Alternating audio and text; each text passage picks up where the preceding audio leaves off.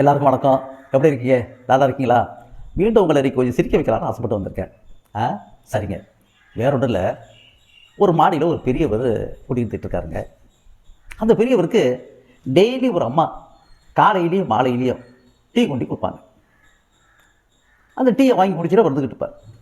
ஒரு நாள் அவருக்கு டக்குன்னு யோசனை வந்துச்சுங்க. ஏடா அது ஒரு டம்ளரில் டீயை வழியை கொண்டு வராங்க அந்த அம்மா, மாடி ஏறி வராங்க, அது எப்படி ஒரு சொட்டு கூட கீழே நாம கொண்டு வராங்க அப்படின்னு பெரிய ஆச்சரியம் போயிட்டு இருக்கு.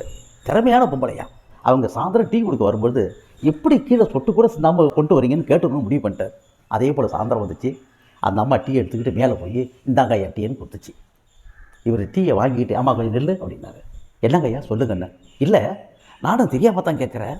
டெய்லி எனக்கு காலையிலையும் மாலையிலையும் மாடி ஏரியாண்டோ டீ கொடுக்குறேன், அதுவும் ஒரு டம்ளரில் வழியை டீ கொண்டாந்து கொடுக்குறேன், அது எப்படி ஒரு சொட்டு கூட கீழே சிந்தாமல் கொடுக்குற அப்படின்னு கேட்டார்.